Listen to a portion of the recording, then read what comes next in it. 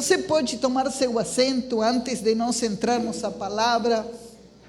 Eu quero agradecer a Deus pela oportunidade de estar nesta noite junto com vocês cultuando o nome do Senhor. Está tendo muito retorno. Glória a Deus, aleluia. E nós eu estava meditando atrás, falei, vocês vão ter que preparar uma grande festa, o dia 26 de agosto deste ano. Este ano completamos 20 anos como igreja. Shalom. 20 anos de igreja. Se passou tão rápido, quando olhei, falei, uau, 20 anos. Estava lá atrás, falei, 20 anos de igreja. Antigamente nós éramos congregação, mas há 20 anos, para a glória de Deus, estamos aqui firmes,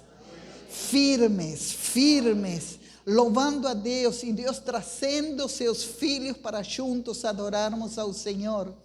E como vocês sabem, eu estou lá na cidade de Araguaína, e eu falo que Araguaína é meu centro de comando, porque pela misericórdia de Deus, daquele lugar estamos podendo abençoar pessoas na Espanha, pessoas em Portugal, pessoas na Itália, pessoas na Suíça, pessoas nos Estados Unidos que cuidamos, pessoas na Argentina e várias pessoas no Brasil, não?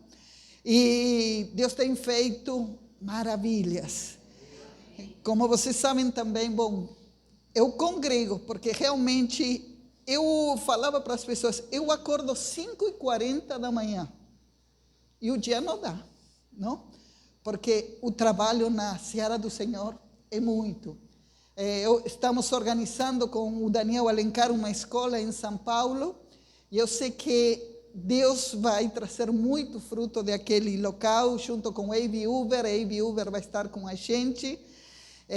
Daniel hoje é o líder do ministério de louvor da Igreja da Paz, então eu vou ter que viajar para São Paulo, que nós vamos, a escola foi lançada ontem, e eu vinha no ônibus respondendo mensagens, trabalhando, e também faço parte de uma sala de oração, graças a Deus, de segunda a sexta-feira, nós temos um lugar onde nós oramos pela cidade de Araguaína, Tocantins e o Brasil. E eu estava comentando com a Julie ontem e com Francisco que nós levantamos neste último mês um novo ministério na cidade que se chama As Amigas de Jesus, pastor. Lamentavelmente, nós estamos vivendo um tempo muito difícil como igreja e vocês mesmos estão sabendo a quantidade de pessoas que estão afastadas do corpo de Cristo, de muitas denominações. E Deus nos deu a estratégia, somos irmãs de 5 denominações diferentes, e começamos com o primeiro, organizando um chá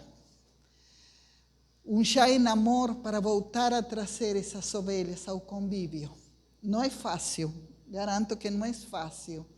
E nosso desafio era trazer as primeiras 40 ovelhas que, como diz a palavra do Senhor, estão desgarradas. E eu sei que Deus vai trazer muita cura a esse lugar. E vamos ter muitas vidas. E eu fiquei muito feliz de ver o evangelismo. E eu quero dizer para vocês, se preparem porque vão vir muitos frutos. Nós somente temos que estar dispostos. Não é nossa sabedoria, não são nossas palavras. Em nós não temos nada. Se nós não temos Deus, não temos nada. Mas quando nós temos Deus, temos tudo. E se nós vamos em nome de Deus, sabemos que vamos acolher e colher muito. Amém. Então, nós estamos servindo na cidade de Araguaína e eu sempre falo que quando penso em igreja, quando penso em pastor, para mim é uma alegria ser parte da Igreja Batista Shalom. Para mim, é um privilégio que Deus me deu ser parte deste corpo. Mesmo que eu não esteja aqui, vocês sempre estão comigo em tudo que faço, porque nós somos só um em Jesus. E eu vinha perguntando, Senhor, qual é essa palavra que a gente tem que ministrar, trazer? Que Deus está querendo falar conosco? E lá no livro de Mateus, capítulo 11, versículo 12. Mateus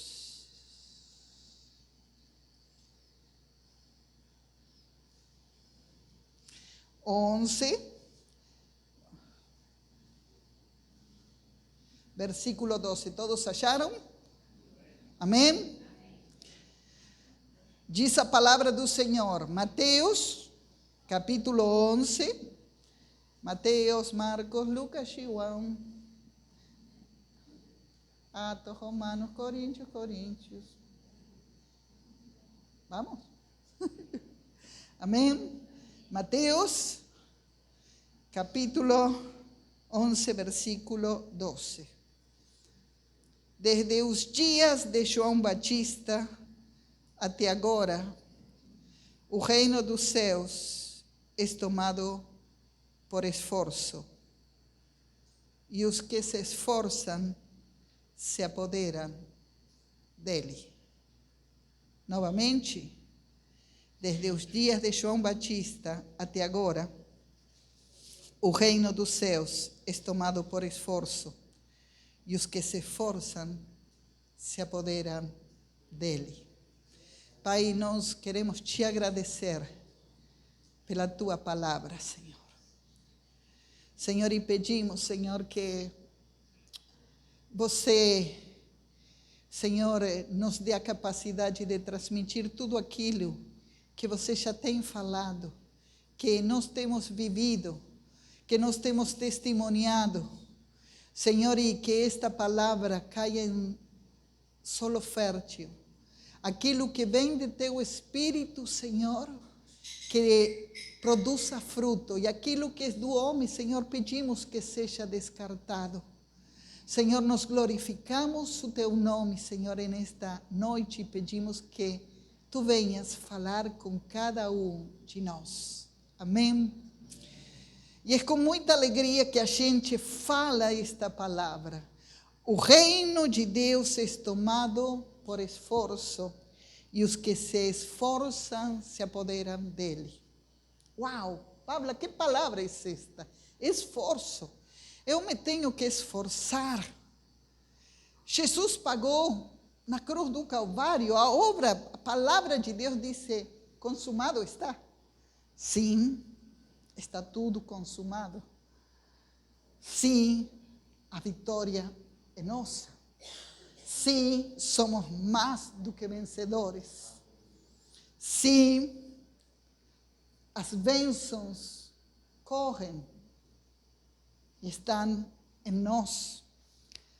Mas foi o próprio Jesus que disse que o reino de Deus é tomado por esforço. E nada que não nos custe esforço é valorizado. Pergunte para uma mãe de um trabalho de parto que vale um filho. Quanto vale esse esforço? Mas vem a recompensa. Quando o filho está nos braços. Tudo que nós fazemos, com certeza, quando você vai no seu trabalho, você não fica sentado de pernas para arriba, para cima, mastigando chiclete. Para você conquistar seu salário, você tem que se esforçar. Para você se formar, se você está estudando, você vai passar noites em claro. E mesmo em tarefas simples. os homens que não sabem fazer uma comida, às vezes requer muito esforço. Esforço de ir ao supermercado, esforço de trazer a compra, esforço de descascar as verduras, esforço de estar, esse esforço. Tudo é esforço. E às vezes, quando nós olhamos, uau, valeu a pena. Eu estava falando com o pastor, e ontem e hoje falei com a Julie, que a cada dia que passa, eu tenho mais certeza que este lugar foi milagre de Deus. A construção deste templo, quem estava e quem não estava, saiba que tudo que nós temos aqui foi a bênção de Deus. Mas houve esforço. Houve muito esforço. Não? Os meninos saíam a catar latas de plástico, latas de alumínio, garrafas de plástico. Em cima chegamos a ter 600 quilos de plástico. Imagina isso, que nós chegamos com os adolescentes, não é Julie, não é André, e limpávamos a cidade, tá? Porque nós tiramos 600 quilos de plástico da cidade. E eu sei que isso não era nada em dinheiro. As mulheres fazendo feijoada, suando, vendendo a feijoada. Lembra a irmã Rita, a irmã Isabel, a irmã Joana fazendo as coisas? Tudo era esforço. Mas eu sei que Deus via o nosso pequeno esforço, que não era nada. E Deus permitiu que este templo seja construído. E nunca nós devemos nada a ninguém. Nós tínhamos compromissos, mas nós nunca tivemos dívidas. Ninguém veio nunca bater na porta desta igreja e falar com o pastor, vocês estão devendo. E hoje falava para o pastor, porque eu me lembro o valor quando de agosto, del 26 de agosto, que não, 27, nós começamos a construir, até dezembro de 2006, nós gastamos 230 mil reais. Isso estou falando há 20 anos atrás. Que hoje, se nós fôssemos, pelo valor de salário mínimo, eu fiz a conta, nós gastamos 100 mil dólares, mas hoje acho que estaríamos perto em 700, 800 mil reais. Você imaginou a igreja com essa grana? É muita grana, não? Mas Deus nos deu para podermos desfrutar, mas também para que vidas venham e alcancem o maior tesouro que não tem preço. Uma vida vale mais do que todo o ouro do mundo. E a alegria é estar 20 anos depois e ver um povo celebrando e glorificando o nome de Deus. Mas nesta noite, eu quero te dizer, se você lembra a palavra do Senhor, para mim foi muito impactante quando lá no capítulo 1, Deus disse para Josué, tão somente ser forte e muito corajoso, para obedecerdes as palavras do livro desta lei, para obedecer a palavra, não é qualquer um. E eu quero falar nesta noite de nossa identidade, da tua identidade. E eu creio que se você está aqui nesta noite, é porque você é um homem corajoso, um homem esforçado, e que Deus quer nesta noite trazer à memória a tua identidade, porque nós vamos tomar posse do que Deus tem reservado para a Igreja Batista Shalom realizar aqui na cidade do Castanheira. Amém? Deus falou para Josué, ser forte e muito corajoso. E Deus trazia memória. E eu quero que nesta noite nós possamos ver-nos como Deus nos vê. O dia que Deus se aparece, o anjo do Senhor se aparece a Gideão. Gideão escondidinho malhando o trigo escondido, porque os medianitas estavam massacrando, estavam oprimindo o povo de Israel. E o anjo do Senhor se aparece lá em Juízes capítulo 6 e diz: oh, homem valente! Imagino que Gideão olha e disse: com quem ele está falando?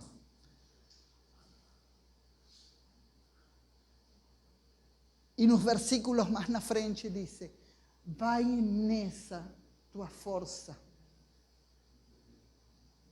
porque você vai vencer os midianitas. Só para quem não conhece a história, você pode ir depois em Juízes capítulo 6 e capítulo 7 e ver a história de Gideão. Deus manda, faz uma seleção do exército de 32 mil homens. Ele só fica simplesmente com 300. E com 300, eles derrotam a 135 mil midianitas.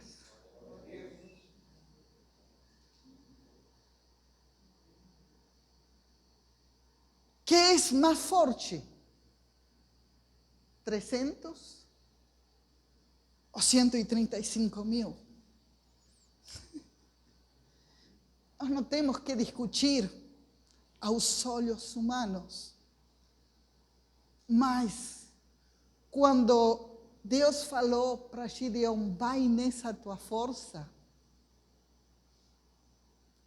a palavra de Deus nos diz: diga ao fraco, eu sou forte, porque a nossa força é o Senhor. A nossa força é o Senhor. E eu vim neste dia. Eu sei que foi Deus que nos permite, porque encorajando você, eu me encorajo, porque sei que Deus vai fazer grandes coisas. Diz: onde abundou o pecado, superabundou a graça de Deus. Nós estamos vivendo dias terríveis, mas maior é o que está em nós. Maior é o Espírito Santo que está na tua vida. Maior é o Senhor em nossa família. Maior é Deus em nossa vida. Porque nós não vivemos por vista, nós vivemos pela fé no Senhor que nos sustenta. E não importa o demônio, não importa a situação que venha, se nós estamos buscando o Senhor. E eu queria compartilhar com vocês. Eu, dentro das coisas que tenho um grupo de estudo, às terças-feiras à noite. E nesse grupo de estudo, nós estamos estudando novamente Gênesis. E Deus me começou a incomodar sobre a vida de Jacó. E eu queria que você abrisse sua Bíblia no capítulo 32 de Gênesis.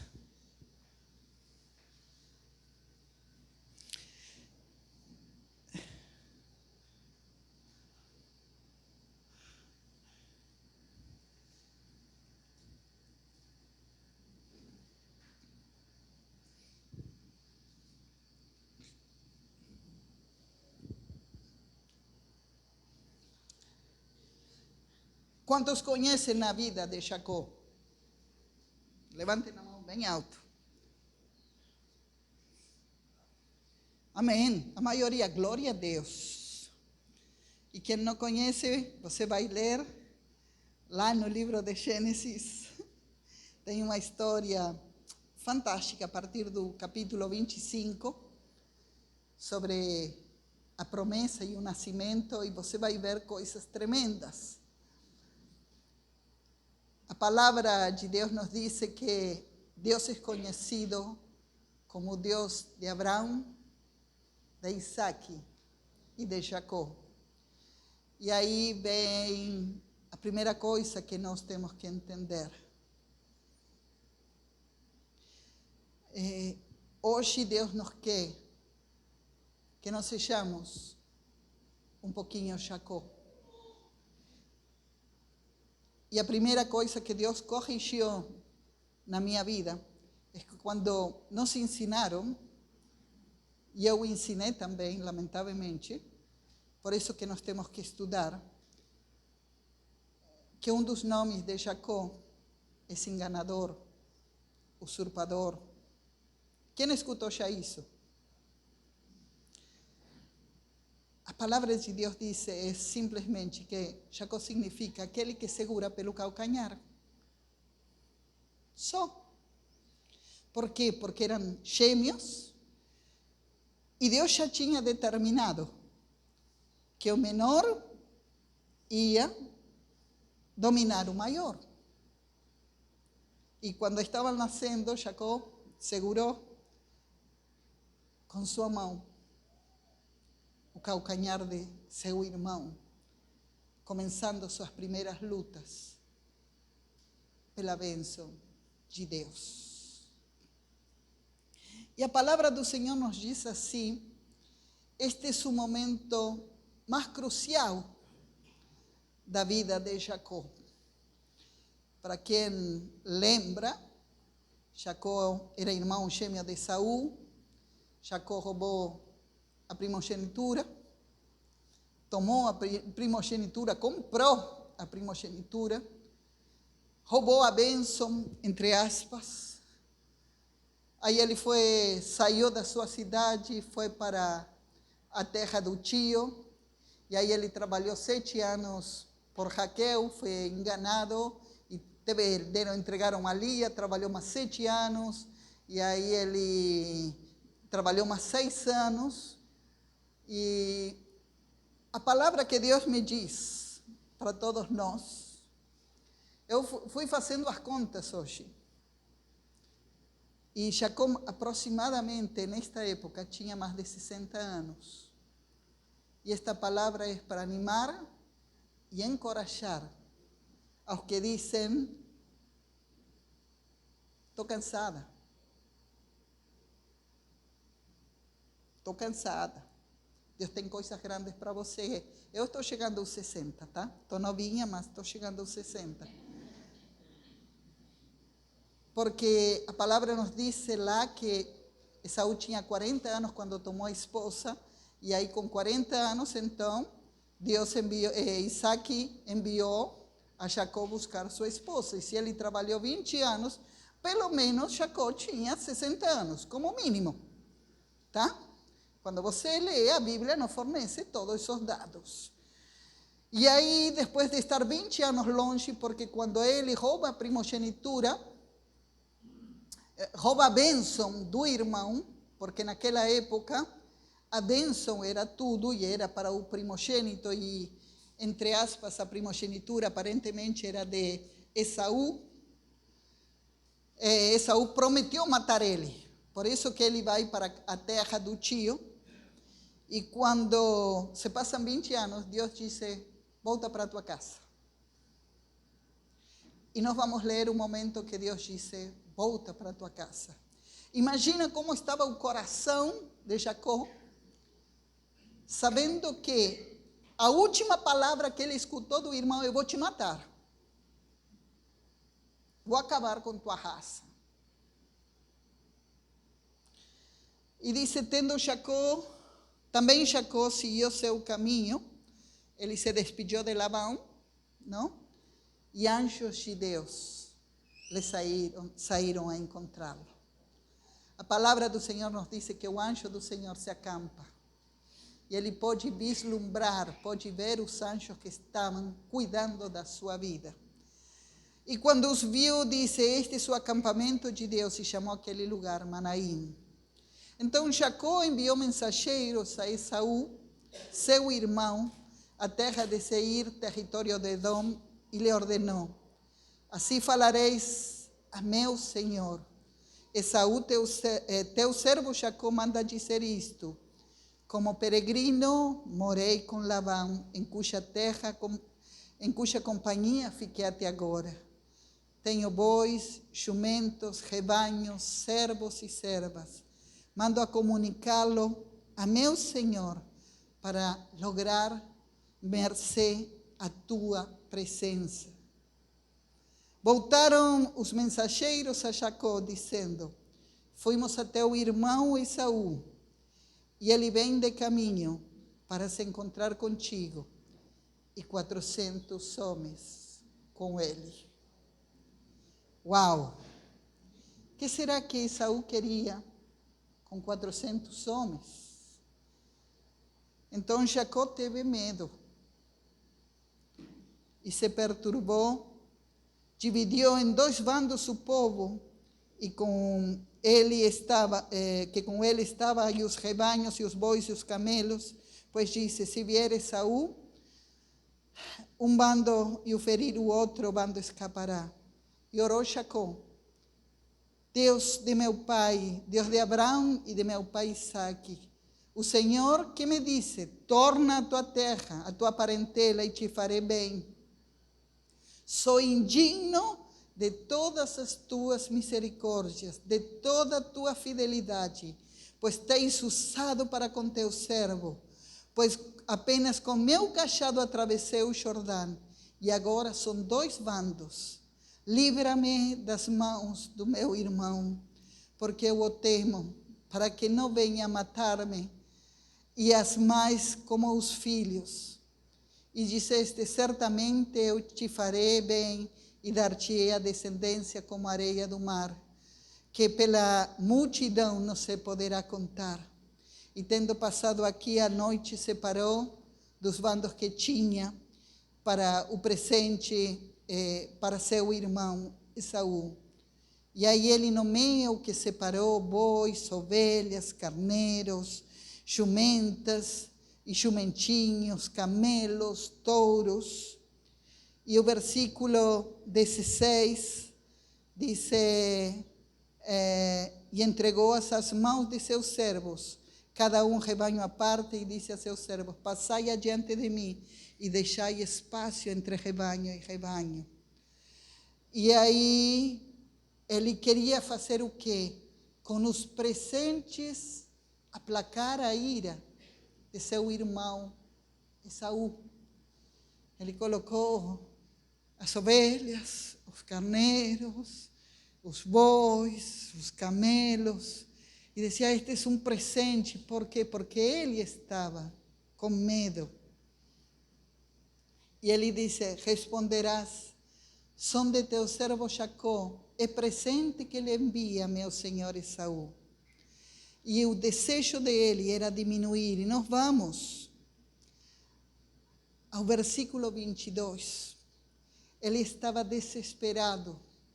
E chegou a noite, e ele sabia que ele ia se encontrar no outro dia com o irmão. E acho que foi o pior dia da vida de Jacó esse dia. Foi o pior dia, porque eu acho que ele se arrependeu de ter tomado a primogenitura, de ter tomado a bênção, porque agora estava não só em risco sua vida. Esaú poderia matar a vida da sua esposa e de seus filhos. E quando nós vemos que é o que nos revela estes versículos, que tem que ser a tua identidade e a nossa identidade. Quando chega no versículo 22, diz: levantou-se naquela mesma noite, tomou suas 2 mulheres, suas 2 servas, seus 11 filhos, e transpôs o vale de Jaboque. Tomou-os e fez-los passar o ribeiro, e fez passar tudo o que pertencia. E ficando só, e lutava com ele um homem, até o romper do dia. Ele não sabia com quem estava lutando. Diz: ele estava lutando e passou a noite. Disse: vendo este que não podia com ele, tocou-lhe a articulação da coxa e deslocou a junta da coxa na luta com o homem. E disse: deixa-me ir, porque rompeu o dia. E Jacó respondeu: não te deixarei ir, se não me abençoares. E perguntou-lhe, pois, como te chamas? E ele respondeu: Jacó. Então disse: já não te chamarás Jacó, e sim Israel, pois como príncipe lutaste com Deus e com os homens, e prevalecestes. E tornou-lhe Jacó dizendo: rogo-te, como te chamas? E respondeu ele: por que me perguntas pelo meu nome? E o abençoou ali. Qual é a mensagem que Deus esteve compartilhando estes dias com a minha vida? Que nós estamos procurando quando nós viemos a este lugar? Com certeza nós entramos em estas portas, como diz o Salmo 100, com ações de graças. Mas eu venho aqui em busca de uma bênção. E eu sei que você vem aqui em busca de uma bênção. Mas você sabe o que, quando nós chegamos a este capítulo, nos mostra a vida de Jacó. E eu quero que fique isto gravado em teu coração. Jacó chega naquele momento e vê porque ele era um homem rico. Tinha tudo, tinha riquezas, tinha esposa, tinha filhos, tinha tudo. E quando se encontra com o anjo, ele começa a lutar. Mas por que ele lutou? E naquela noite estava a declaração de toda a sua vida. Quando ele comprou a primogenitura, ele queria ser abençoado. Ele não queria riquezas. Ele queria a bênção de Deus sobre sua vida. Quando ele foi e tomou a bênção, se você lê, ele foi com medo. Foi com medo porque foi Rebeca que o induziu. Mas ele queria a bênção. E quando nós vemos que a palavra de Deus nos diz que ele lutou com Deus e com os homens. Ele lutou com o pai porque o pai não queria dar aquela bênção. Lutou com o irmão, lutou com Labão, lutou com os cunhados. Porque todo mundo queria tomar a bênção que estava declarada para a vida dele. E aquela noite, quando ele segura o anjo, ele disse que passou toda a noite, as 4 vigílias da noite lutando. Imagina a persistência desse homem. E aí o anjo vem e desconjunta ele. E ele não soltou. E aí o anjo ficou desesperado porque já estava rompendo a alva. E disse: deixa-me ir. Não, eu não vou te deixar se você não me abençoar. Porque é com a bênção do Senhor que nós fazemos proezas.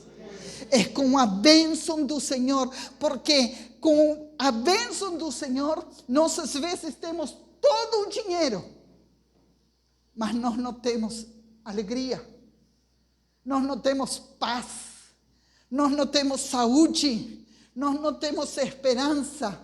Mas quando a bênção do Senhor está sobre nossa vida, nós vemos o pão sendo multiplicado, a alegria sendo multiplicada.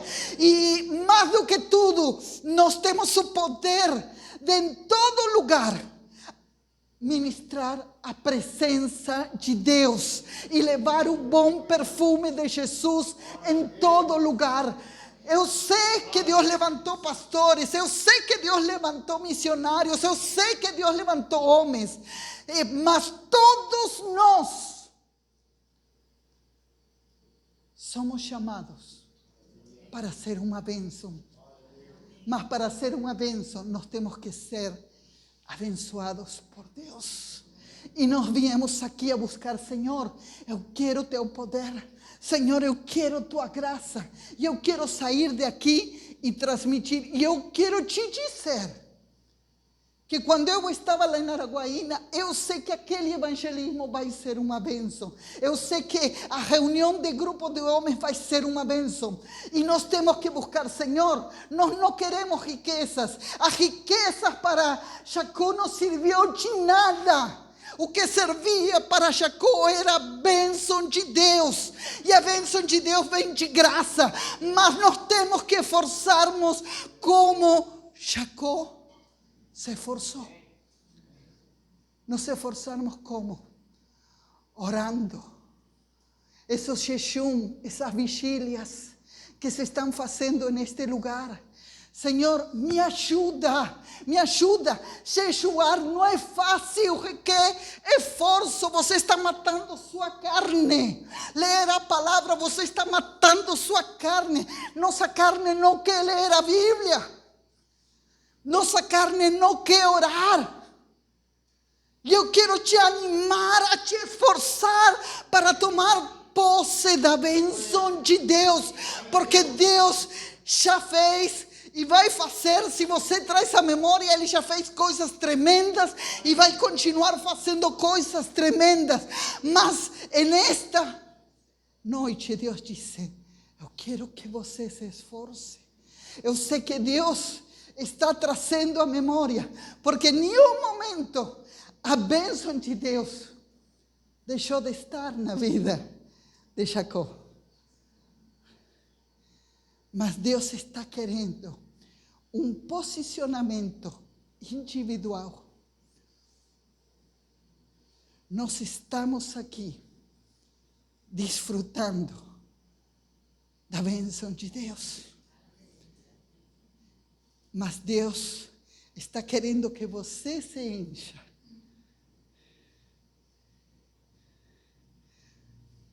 Para poder levar essa bênção.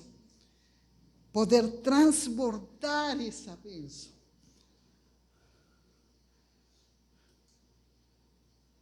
Chegou a hora, porque essa é a palavra. Eu estou muito feliz porque Deus está feliz com vocês. Eu sei que Deus está sorrindo para este lugar. Eu sei que Deus se alegra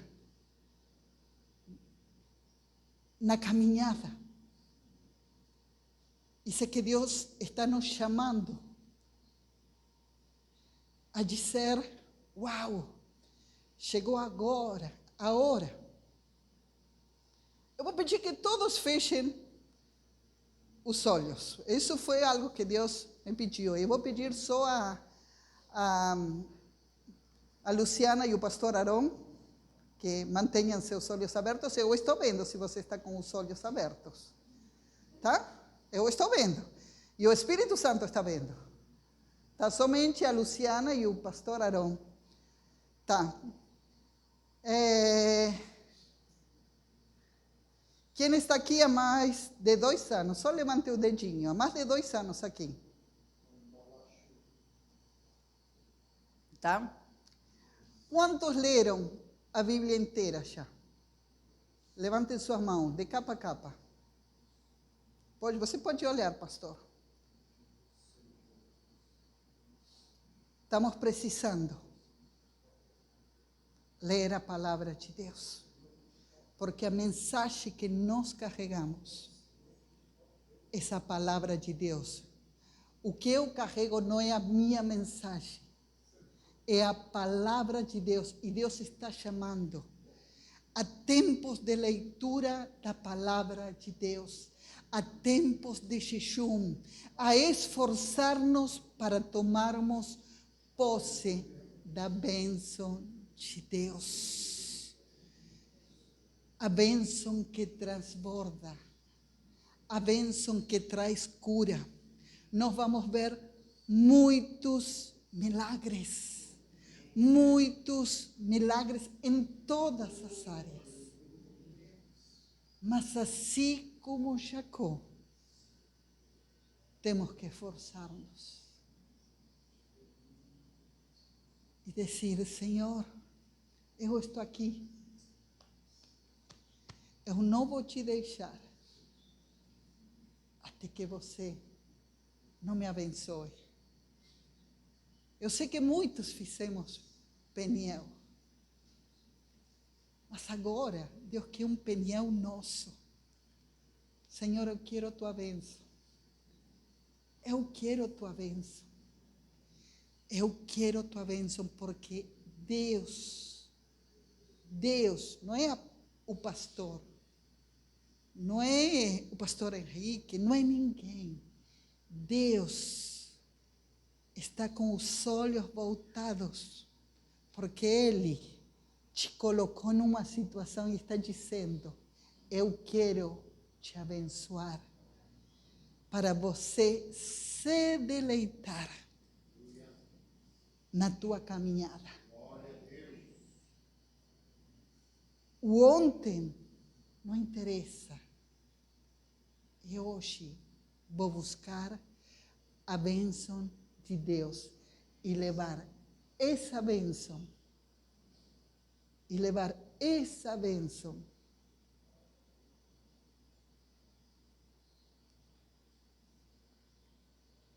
Para que o nome de Deus seja glorificado. Amém?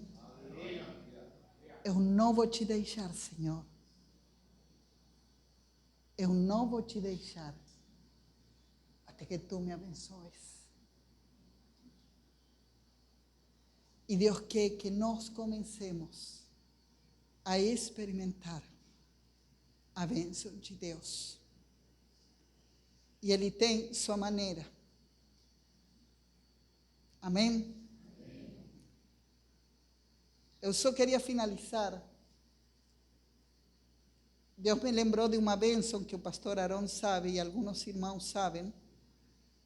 A última vez que eu estive, como vocês sabem, eu sou de data, foi o dia 3 de junho, no aniversário do pastor, que nós compartilhamos com alguns irmãos lá. Eu estive o dia 4 aqui, e o dia 5 fui embora, não?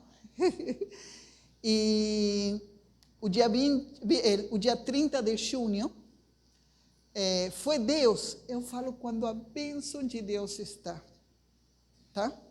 Quando a bênção de Deus está.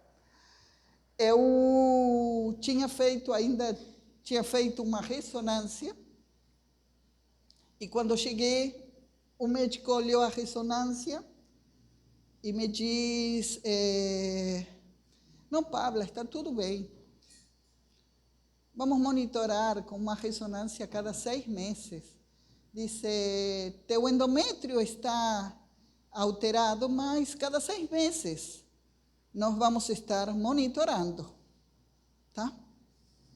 E aí eu tinha perguntado para outro médico, e o outro médico me disse: não, você teria que fazer uma esteroscopia diagnóstica para ver o que tem, e esse era um procedimento mais caro. Eu teria que contar todo o testemunho, mas é um pouquinho mais extenso, porque Deus me apresentou o melhor médico da cidade, e ele virou meu amigo. E aí esse meu amigo me disse: Pablo, não, está tudo bem, não, esteroscopia. Falei: vamos monitorar. Falei: não, vamos fazer essa esteroscopia. Aí eu fiz a preparação, e o dia 30, eu passei pelo procedimento que era só fazer, como uma endoscopia, para ver se tinha alguma coisa, porque para ele estava tudo bem. E aí eu fui para a sala de cirurgia, porque é por sala de cirurgia. Ele me falou: não, Pablo, 15 minutos, meia hora tu estás de volta na tua casa. Eu entrei 8 horas da manhã, quando fui acordar, claramente era 1 da tarde. Ele fez um procedimento cirúrgico, porque quando ele colocou o aparelho, eu tinha 5 pólipos, que eram impossíveis de ver com uma ressonância. Tinha um pólipo de 3 centímetros e 4 pólipos de 1,5 centímetro. E quando eu acordei da cirurgia, que eu não sabia que eu tinha passado por um procedimento cirúrgico, o médico me disse: Paula, foi Deus, foi divino. Disse: não se via. Disse: eu não queria fazer esse procedimento. Quem pediu para fazer o procedimento fui eu. Disse: foi Deus que te guiou. Porque somente íamos ver esses pólipos quando se transformassem em câncer. Porque era impossível de ver onde ele estava. Mas quando a bênção do Senhor está sobre a nossa vida, só para que vocês tenham ideia, ele me falou que ele não me cobrava mão, a parte médica. Eu tinha que pagar o hospital e o anestesista. O hospital e o anestesista eram R$1.800. Se eu fosse fazer, com ele era 2.600 só se era o exame. A cirurgia custava R$7.500. Ele fez a cirurgia de graça. Eu só paguei o hospital e o anestesista. Deus cuidou de tudo. Porque Deus é um Deus que abençoa. E eu posso contar porque todo mundo ficou sabendo de como Deus cuidou. Porque foi Deus que me alertou. Eu falei, Senhor, eu quero fazer. Eles não entenderam. E ele me falou, o próprio médico me falou, Paula, foi Deus, porque eu não ia fazer. E eu sei que Deus me livrou de um câncer. Porque nós servimos a um Deus que faz milagres. E Deus quer fazer milagres através da tua vida. Mas nós precisamos lutar pela bênção de Deus, que enriquece e não acrescenta dores. E quando nós pensamos enriquece, logo pensamos em dinheiro. Ela enriquece de alegria, ela enriquece de paz, ela enriquece de amor, ela enriquece de saúde, ela enriquece de esperança. Que tudo isso dinheiro não compra. E a nós, Ele nos dá em abundância. Amém. Eu queria te desafiar este tempo. Quando convoquem o jejum, vamos buscar a bênção de Deus. Quando convoquem para orar, vamos vir todos juntos, nos ajudar uns aos outros. Vamos nos animar. Fulano, vamos lá, vamos buscar a bênção de Deus, porque Deus vai fazer grandes coisas. Porque Deus nos prometeu, porque nós servimos a um Deus grande e a um Deus poderoso. Vamos buscar a bênção de Deus, não bênção de homens, a bênção de Deus. Amém? Que Deus te abençoe. Vamos ficar em pé.